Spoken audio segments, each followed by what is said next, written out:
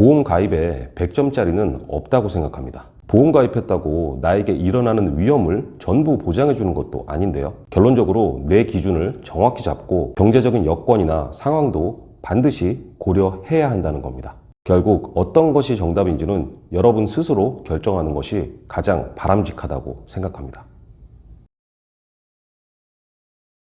반갑습니다. 심플한 보험 지팀장입니다.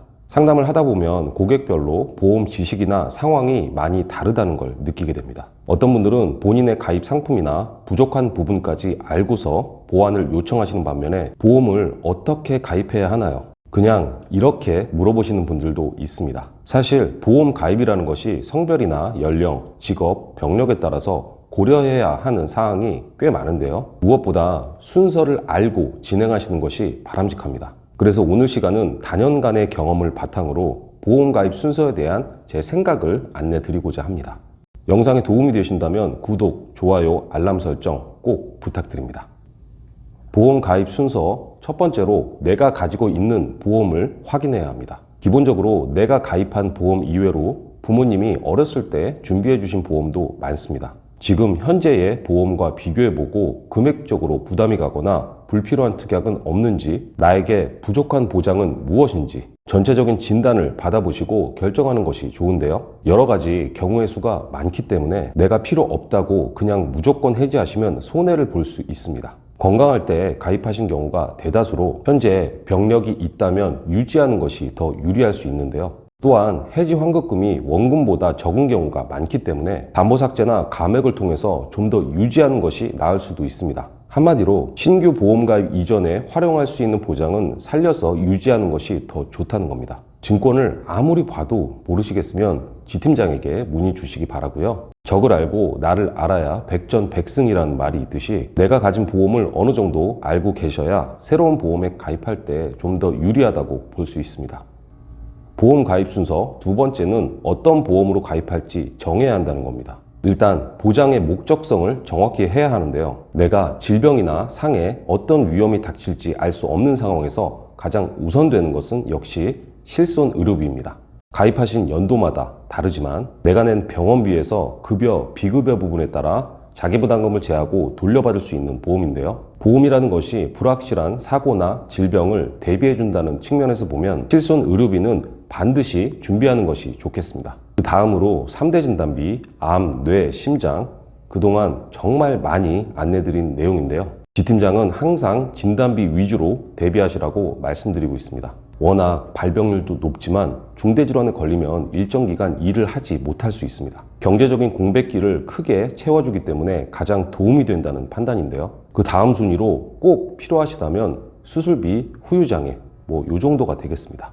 운전을 하고 계시다면 운전자 보험, 화재에 대비하고 싶다면 화재 보험, 이렇게 내가 필요로 하는 보장에 대한 목적성을 정확히 해야 한다는 것입니다. 그냥 내 친척이나 지인이라고 해서 누군가 이건 무조건 좋다고 해서 가입하시는 건 피하셨으면 하는 바람이네요.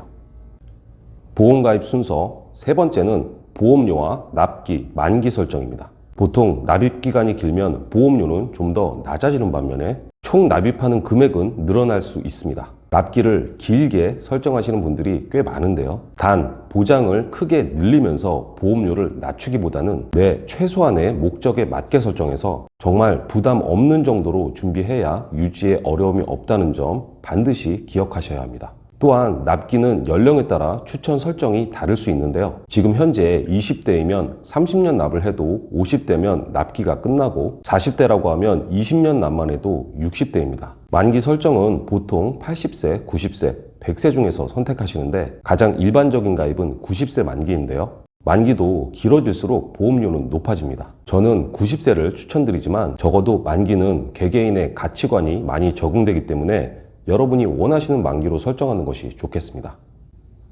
보험 가입에 100점짜리는 없다고 생각합니다. 보험 가입했다고 나에게 일어나는 위험을 전부 보장해 주는 것도 아닌데요. 이것도 필요하고 저것도 필요하고 자꾸 뭘 추가하다 보면 불필요한 보장이나 부담스러운 특약들이 많아질 수밖에 없습니다. 내가 한창 일하고 사회생활을 하면서 어느 정도의 자산을 만들기까지의 기간, 그 이전에 나에게 치명적인 사고나 질병이 발생한다면 정말 답이 없습니다.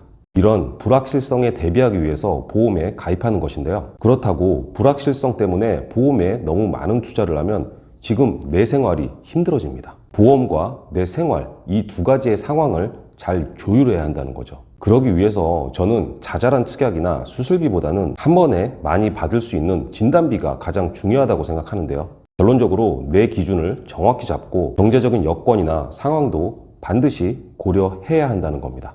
결국 어떤 것이 정답인지는 여러분 스스로 결정하는 것이 가장 바람직하다고 생각합니다. 오늘 영상을 보시고 궁금한 점이 있거나 보험 리모델링을 원하시는 분들은 지 팀장에게 전화나 카톡으로 언제든지 문의를 주시기 바랍니다. 자, 심플한 보험 오늘 시간 여기까지입니다. 시청해 주셔서 대단히 감사합니다. 계약 체결 전 상품 설명서 및 약관을 자세히 읽어보시기 바랍니다.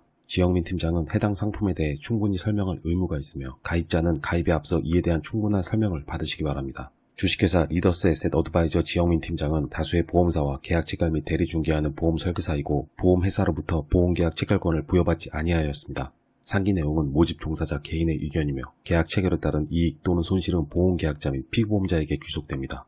본 광고는 손해보험 광고 심의 기준을 준수하였으며 유효기간은 심의일로부터 1년입니다.